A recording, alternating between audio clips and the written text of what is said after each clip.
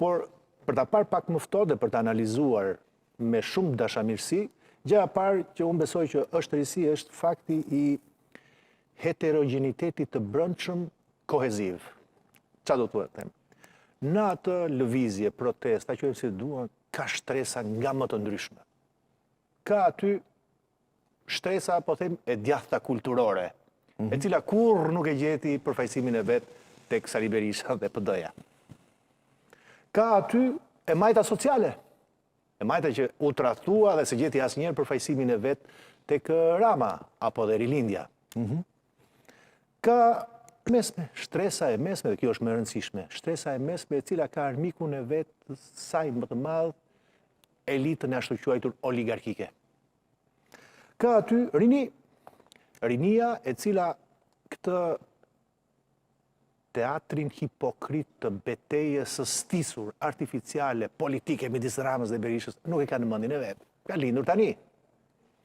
E për këtë arsye nuk është peng i kësaj, por ama vërtetoj që nuk është në gjumë. Jo vetëm kaq, por se kërkon diçka. Kërkon atë se çfarë modernizmi i sotëm, të ngjashme e tyre në Europë dhe në botë kërkojnë dhe nuk e gjen këtu. Pra janë të papërfaqësuar. Ka aty profesionistë lirë, ka bizneset vogla, ka intelektual, ka dhe ekologjist. Pra shihni se sa e bukur, e larmishme, e plot është kjo lëvizje. Kjo është e reja që asnjëri nga ne të paktën gjatë gjithsaj kohe nuk e kemi parë. Është e vërtet, po thoni, edhe është e fortë. Po çfarë do të prodhoj? Okej, tani dalim tek pjesa tjetër. Çfarë do të prodhoj? Ju thash, unë nuk jam nga ata të cilët të s'dua ta marr pozicionin e dhënies, po themi, këshillave, sugjerimeve, po në mënyrë dashamirëse. Si e mendon tani je politikan me eksperiencë apo? Po, dakor. Faleminderit për komplimentin, por e them, së pari do duhet kuptojmë një gjë, pse ka ndodhur kjo? Pse një ditë të bukur, e diel, në darkë, ndodhi në Tiranë, që një grup të dielën e kaluar, apo jo? Ndodhi. Po, çështje me ndjeshmëri të lartë midisore kemi pasur edhe më herët. Sepse ka një arsye. Ekuilibrat social dhe politik këtu janë prishur. Thënë me fjalë tjera, janë pa përfaqësuar më.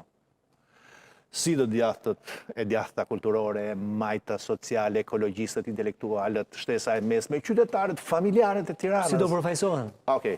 Tani pyetja është se si do të përfaqësohen. Ka një alternativë në klasën politike? Nuk ka.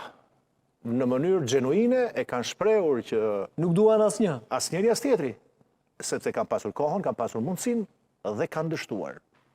Atëherë, thënë kjo, atëherë janë duke kërkuar diçka tjetër. Që është? Diçka tjetër është, unë s'po përdor nga ato pankartat se s'dua që të bëhem pjesë e saj, po i qëndroj fjalës që juve sapo thatë. Antisistem, ose më saktë, një sistem tjetër. Mund të funksionojë në Shqipëri kjo? Se edhe zoti Kume e ceku. Pyetja është pse jo? Pyetja është pse nuk funksionon në Shqipëri kur një ngjarje po ta jap unë një për të ngacmuar pak. Vendi i vogël, sistemi i kap njerëzit. Disa i fut këtu, disa atje, po e marr kështu banane fale. Janë të gjitha këto rreziqe që deri para 10 ditësh ne të gjithë kemi përjetuar. Dikush kapet, dikush përthyhet, dikush dorëzohet, ca ikin, çka keni thënë? S'ka rinin në këtë vend. Se rinia rrin kafe. Funksionon? Në fakt rinia funksionon përderisa ka ndodhur kjo ngjarje e madhe në 8 ditë e 9-ta sot. Ka në fakt për të bërë një test tjetër para se të arrijë tek konkluzioni, sepse jam në fazën që nuk e jap dot një konkluzion, që për mua është një test i madh. Është testi i qëndrueshmërisë dhe i ruajtjes së kohezionit. Çfarë duhet të themi këtë? 8 ditë janë mirë, por jo mjaftueshëm për të kuptuar a është një tharm aty në shesh, në bulevard që i ka bërë bashkë të gjithë këta shqiptar që mund të mbaj në kohë. Duhet e kohë. Por ideologët thonë tani duhen vendime. Okej.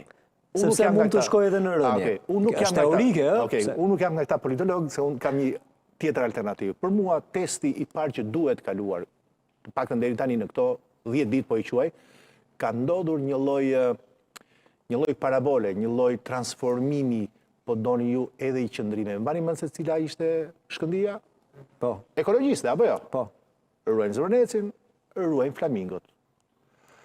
Dhe nga i moment, kemi arritur tek Ramanburg, Berishamburg, Shqipëria e re, e me radhë. Pra ka ndodhur në një kohë të shkurtër një ndryshim edhe i verbit, edhe i qëndrimit, pa ndryshuar pjesëmarrjen dhe pa ndodhur asnjë lloj përçarje, sepse kjo është.